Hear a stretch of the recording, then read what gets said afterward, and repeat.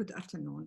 In the name of God, most merciful, most compassionate, in the light of the developments in the epidemiological situation in the kingdom, and because the cases of COVID-19 has increased, the number of cases has increased significantly, and because we want the epidemiological tracing teams to be able to be working, to be able to intensify their efforts in the field, and we want to control gatherings and contact among people to achieve physical distancing, the crisis cell met at the National Council for Security and Crisis Management to change the measures to be followed during Eid holiday, so they become as follows.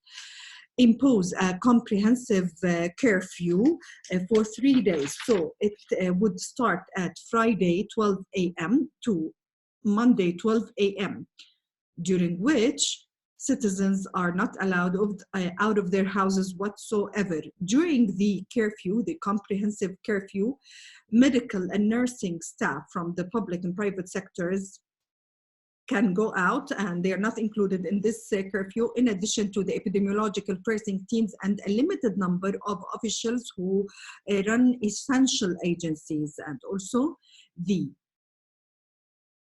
curfew for today and tomorrow would change, so it starts at 11 p.m. and as per the mechanism that we follow in terms of odd even scheme in relation to vehicles in the three governorates where this scheme applies. And this extension is in order to allow citizens do their shopping and buy what they need for the comprehensive curfew, noting that the extension includes commercial enterprises. Monday, the 25th of May, will mark the date on which things will go back to the way they were before the comprehensive curfew. So the curfew would start at 6 p.m. In the light of reviewing the measures to deal with the COVID-19 crisis, the Prime Minister, Dr. Omar Al-Razzaz, issued Defense Order number 12 of 2020, which includes the following. Number 1, amending the penalty listed in Defense Order number 3 in relation to those who violate the curfew orders in the kingdom, and those who violate the provisions under this decision. So the penalty would become as follows. Fine not less than 100 JDs and not more than 500 JDs if this was a first-time violation. And the prosecution shall not take place if the person who committed the violation pays the fine in a week as of the date of the violation, if he pays the fine in a week. Now, a fine that is not less than 200 JDs and not more than 1,000 JDs if this is a repeat violation. The vehicle used during the curfew hours shall be impounded for 30 days, and upon a decision by the competent authority, the impounded vehicle may be restored if the person who committed the violation showed evidence that he paid the fine, the respective fine, and if he submits a promissory note by the vehicle owner or the person who committed the violation, promising not to repeat that violation, and they also have to show receipt showing that they paid the towing fees.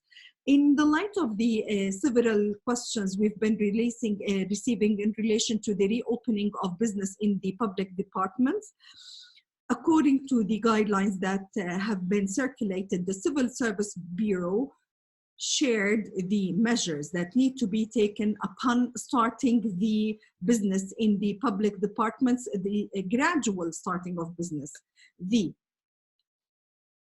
guidelines and the Civil Service Bureau indicate and stipulate that there should be a plan to organize the process of employees rejoining the workplace in a manner that complies with the preventive measures and in a manner that safeguards the health of citizens and civil servants, and at the same time sustains the service delivery. Also, the gradual process of rejoining the workplace should be over 3 batches as per the percentages decided by the competent authority and the decisions issued based on the epidemiological situation.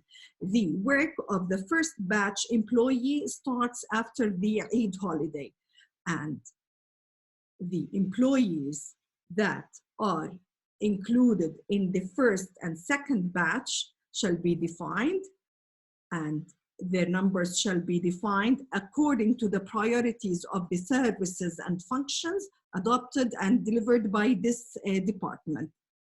The plan needs to be flexible and needs to take into consideration that there are possible changes that might be introduced on any of the decisions related to the reopening of public departments.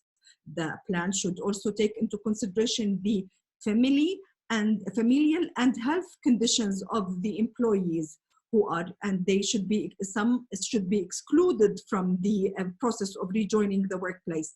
Pregnant employees, nursing employees, employees who have had medical surgeries, employees with weak immunity, employees abording it at hotspots, and the contacts of COVID-19 patients, and employees who have personal circumstances that preclude their rejoining the workplace, such as having kids that nobody else can take care of.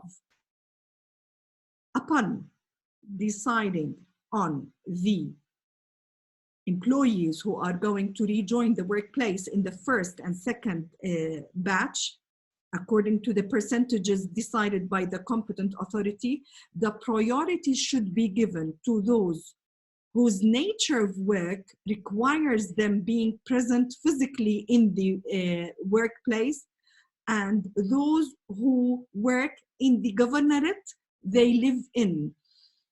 And also they should, the priority should be given to the employees in leadership positions, as long as they are not from the group that is excluded from rejoining the business, rejoining the workplace. Employees that are not to rejoin the workplace in the first and second batch are going to work remotely, and they will be given assignments by their superiors and department heads, and their performance will be evaluated accordingly, and they will get their gross salaries fully, except for the transport and travel allowances. After this brief, we shall announce the details of the procedures that the Civil Service Bureau has shared in order to allow the civil servants to read them and to learn about the details of this process. And we'd like to urge all employees to read these guidelines on the reopening of public departments. The guidelines are available on the website of the Prime Ministry and on our social media. May God bless you, bless this country and its leadership. May God protect you and your loved ones and the whole humanity from this pandemic. We are at your service and we will succeed if you comply. Thank you. Good afternoon. Today, there have been 23 cases of COVID-19. 2 of them are in Mafraq, and now we're tracing the source of the infection and the contacts of the source. 7 lorry drivers from Al Amiri border post. 3 of them are Jordanian. The thing that makes the total number of lorry drivers who tested positive, 113, out of them 47 are Jordanians. 7 from the same family, and they are the contacts of a lorry driver in Amman, in an area that was isolated 4 days ago, and now we're doing the tracing for the contacts. And another case is a woman coming from KSA. She's the contact of her son infected with COVID-19. She tested positive today and was transferred to the hospital. 2 cases in Irbid. One of them is a lorry driver who had entered before the decision to impose quarantine on all lorry drivers. That area is being isolated and we are tracing the contacts. Another case is related to the lorry driver in Al-Khanasri, in Al-Mafraq Governorate. Another case is in Zarqa. She's the wife of one of the COVID-19 patient. That patient is a 3rd level contact of the lorry driver in Al-Khanasri. Also, there are 3 cases from among the repatriates who are quarantined in the hotels in Amman, to make the total number of cases of COVID-19 672 in the country since the onset of the pandemic. 205 drivers were tested from among the ones that were quarantined in Al-Azraq, and they all tested negative. And now we are planning and coordinating with the crisis cell to release them and send them home. The tests conducted today are 4,133 tests. I know I have always been reassuring and I've always been giving you reassuring messages, but now we have cases from 4 different governorates, and in some cases we're still tracing the contacts. The Eid is upon us and there will be visits. The thing that is a great epidemiological threat that might take us to a place we don't want to be at. I know that Eid is about being happy, but we do not want this happiness to become grief. We need to be patient. And I have recommended to the Prime Minister and to the Ministers' Council that we should impose a comprehensive lockdown for 3 days. And I hope that God will make this successful. May God bless you, bless this country and its leadership. Peace be upon you.